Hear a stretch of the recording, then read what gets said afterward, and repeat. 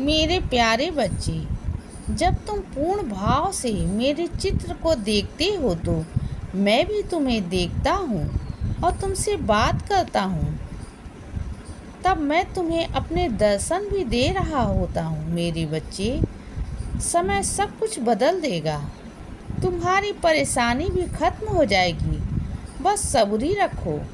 तुम मुझसे ये कहते हो ना कि बाबा है ना, तो वो सब कुछ संभाल लेंगे। तो बच्चे, तुम्हारा यही विश्वास मेरे प्रति मुझे अति प्रिय है। इसीलिए मैं चाहता हूँ कि तुम अपने जीवन में नई बातें सीखो, नए शौक़ पूरे करने के लिए नई कलाएं सीखो। लेकिन कभी कभी पुरानी कुछ बातों को भुला देना भी ज़रूरी होता है। वो बातें जो तुम्हारे मन को दुख पहुँचाती हैं, वो लम्हे जिनकी वजह से तुम आज भी दुखी होते हो बच्चे। इसीलिए मैं चाहता हूँ कि तुम आज में जियो।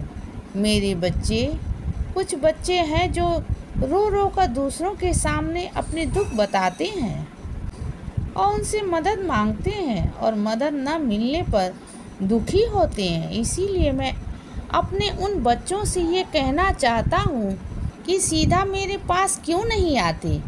क्या मैंने तुम्हें आज तक किसी भी मदद से इनकार किया है? नहीं ना। तो बस मेरी बात मानो बच्चे, और किसी के पास नहीं, सीधा मेरे पास आया करो। मैं तुम्हें कभी भी निराश नहीं करूँगा। तुम्हारी हर प्रकार से मदद करूँगा। मेरे बच्चे, तुम एक सकारात्मक इंसान हो, ये मैं जानता हूँ। लेकिन कभी कभी बहुत परेशानियाँ तुम्हें एक साथ घेर लेती हैं बच्चे। तब तुम्हारे मन में भी नकारात्मक आ जाते हैं। यह होना स्वाभाविक है। इसीलिए तुम चिंता मत किया करो। जब भी कोई परेशानी होती है और तुम्हें कोई भी रास्ता नहीं दिखाई देता है, तब मुझ पर और भी ज़्यादा विश्वास करो, पहले से भी ज़्यादा विश्वास करो। ऐसा करने से नकारात्मक विचार अपने आप तुम्हारे मन से निकल जाएंगे बच्चे। और जब तुम उन विचारों को महत्व ही नहीं देते हो, सिर्फ अपने साईं को महत्व देते हो, तो तुम्हारे मन से डर भय जैसे भाव स्वयं ही निकल जाते हैं। मेरे बच्चे, ये आसान नहीं होता, ये मैं समझता हूँ। लेकिन तुम मेरे बच्चे हो और तुम में वह काबिलियत है कि तुम हर परेशानी का सामना सकारात्मक भाव से कर सकते हो। मेरे बच्चे, तुम्हारे साईं तुम्हारे साथ हैं। इस मुश्किल घड़ी में भी तो तुम्हारा हाथ कभी नहीं छोड़ेंगे।